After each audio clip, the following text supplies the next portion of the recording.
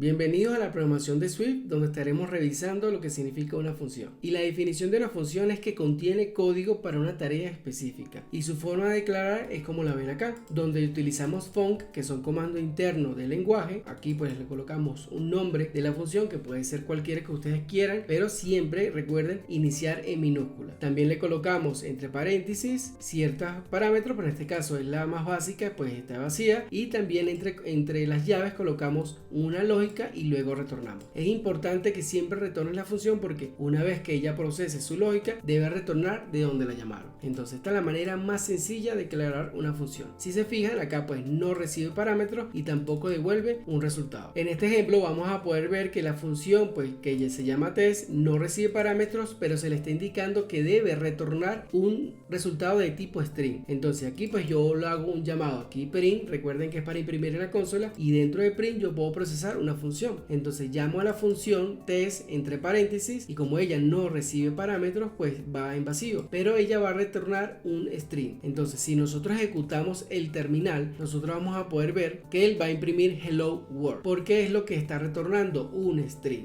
Y esta es la manera más sencilla también de llamar a una función y que retorne un resultado, que en este caso el procesamiento de la función fue solo imprimir hello world. Si avanzamos un poquito más vamos a ver en esta función que ahora la función se llama greet1 y recibe dos parámetros, uno del tipo string y uno del tipo entero, y retorna uno del tipo string. Ahora esta función puede recibir tantos parámetros como quiera, pero en este caso solo recibe dos. Y dentro de la función lo que hacemos es tomar esos parámetros que nos envían, que en este caso es la persona y su edad, que la convertimos en string, para poder retornarla con el return. Entonces aquí lo que hacemos es procesar los parámetros que nosotros nos envían, y aquí recibe la función y retornamos de acuerdo a una respuesta. Esta es la manera en la que nosotros también podemos tener una función y es la que tú te vas a conseguir y tú deberías programar en tu código. En el ejemplo que vemos acá es muy parecido al que vimos anteriormente, y en este caso solo lo que hacemos es recibir un parámetro. Entonces tú puedes recibir un parámetro a tantos parámetros como tú necesites dentro de la función. Lo importante aquí es que cada parámetro sea tipado, o sea que tenga un tipo para saber cómo manejarlo dentro de la función. En este ejemplo vamos a poder ver que la función recibe dos parámetros, uno del tipo string,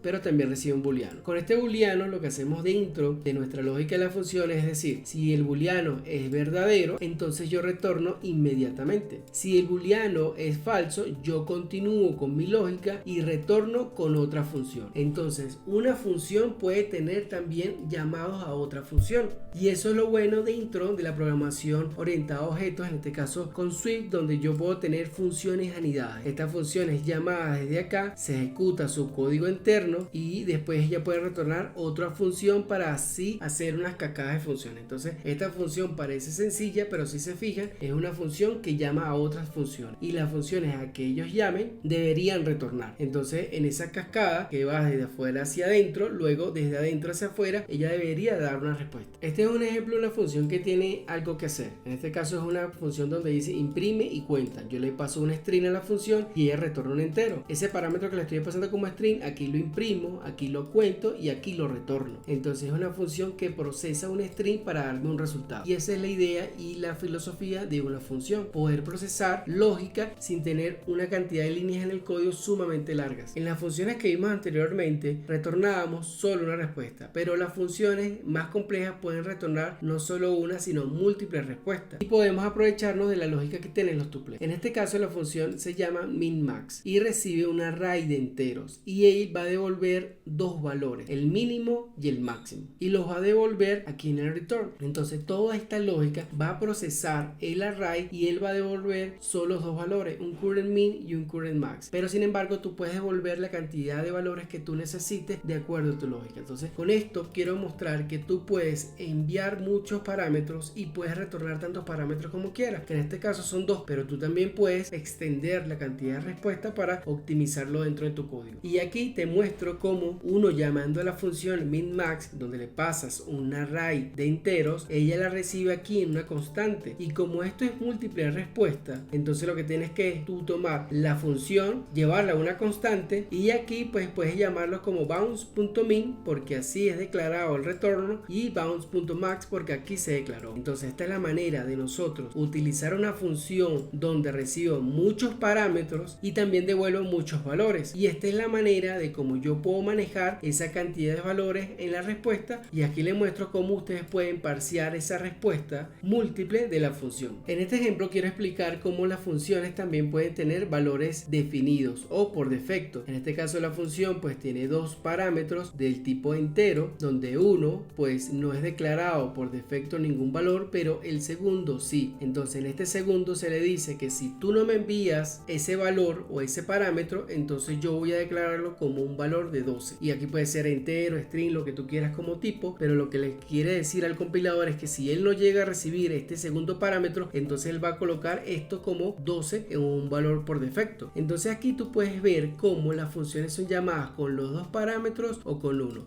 ¿Por qué se hace esto? Porque a veces las funciones dentro de tu lógica puede ser que los parámetros sean completamente enviados o puede ser que sean parcialmente enviados. Entonces, para evitar un error en la compilación, lo que se le dice es, bueno, si los parámetros tú no sabes si los vas a enviar, dámelo por defecto. O si tú quieres un valor por si alguna parte de tu lógica no envía ese parámetro, yo voy a tener uno bajo la manga, que en este caso es por defecto, para yo poder procesar. Cuando utilizar esto con valores por defecto va a depender de tu lógica y de tu análisis para saber cuándo colocar valores por defecto al inicio de llamados en la función. En este ejemplo vamos a revisar los varied parameters. Lo que significa con los varied parameters es que es una función como ya la hemos venido manejando, solo que lo que recibe son diferentes tipos de valores dentro de los parámetros enviados. Entonces, una función como por ejemplo arithmetic mean, aquí la tenemos declarada y yo le estoy colocando 1, 2, 3, 4, 5 y son numéricos. En el específico caso, que en este caso son del tipo entero y puede ser del tipo string también, pero no mixtos. En este caso tengo unos que son enteros y yo declarando la función puedo decir, bueno, todos los parámetros que yo voy a recibir son enteros, entonces no tengo que declarar cada uno de ellos. Lo que se hace es colocar este underscore antes del nombre del parámetro y su tipo, entonces es declarado aquí como un rango. Lo que va a pasar es que se le dice al compilador, esta función recibe un rango de dobles y todas van a estar llamadas como number. Entonces number recibe toda la cantidad de parámetros que van a ser enviadas desde